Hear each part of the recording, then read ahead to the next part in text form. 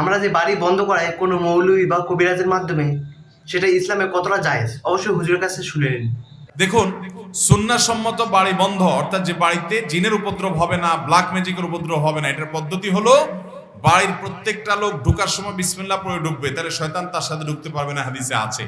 এবং ওই বাড়িতে গান, বাদ্যযন্ত্র, ছবি, প্রাণীর ছবি প্রিন্ট করে টাঙিয়ে রাখা ইত্যাদি এগুলো থাকবে না, তাহলে ইনশাআল্লাহ সেখানে শয়তানের উপস্থিতি থাকবে না। এবং সেখানে আল্লাহর কালাম তেলাওয়াত হলে শয়তানের উপস্থিতি থাকবে না, বিশেষ করে সূরা বাকারা তেলাওয়াত করলে সেখানে দুষ্ট জিন এবং শয়তান থাকে না, হাদিসে স্পষ্ট আছে।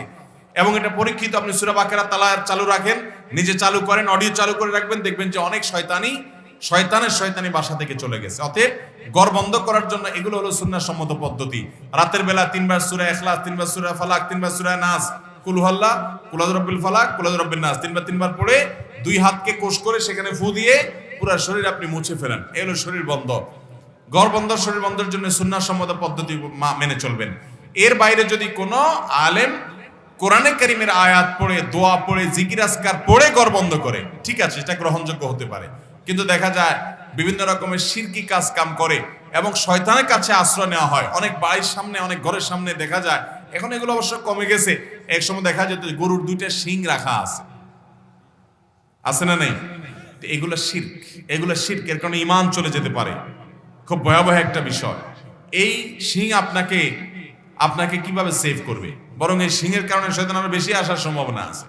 অতএব বিশেষ করে শয়তান পূজারীরা এই জাতীয় জিনিসপত্র রাখে অনেক বেশি। যারা লুসিফার পূজা করে, শয়তান পূজা করে, এই শয়তান পূজারীরা গরুর শিং, গরুর আপনার মাথার খুলি, এই জাতীয় এগুলাকে নিয়ে তারা পুজো করে এবং শয়তানের পাওয়ার তখন তারা পায়।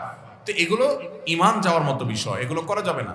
ঈমানদার দোয়া দুরূদ পড়বে, জিকির আজকার করবে, আল্লাহর কালাম তেলাওয়াত করবে, আজান দিবে, এর মাধ্যমে ঘর বন্ধ, শরীর বন্ধ সব হবে ইনশাআল্লাহ। এর বাইরে আপনার ওই মুরগি জবাই করে তার রক্ত দিলেন, ছাগল জবাই করে এর রক্ত দিলেন, এটা প্যারাক পুতলেন, ওখানে আপনার গরুর খুলি দিলেন, ওখানে গরুর শিং চুলায় রাখলেন এবং অনেক কিছু এরকম কাজ করলেন, সেগুলো শিরকি কর্মকাণ্ড, এগুলো করা যাবে না। এরকম ইসলামিক ভিডিও পেতে অবশ্যই চ্যানেলটা সাবস্ক্রাইব করে পাশে থাকবেন।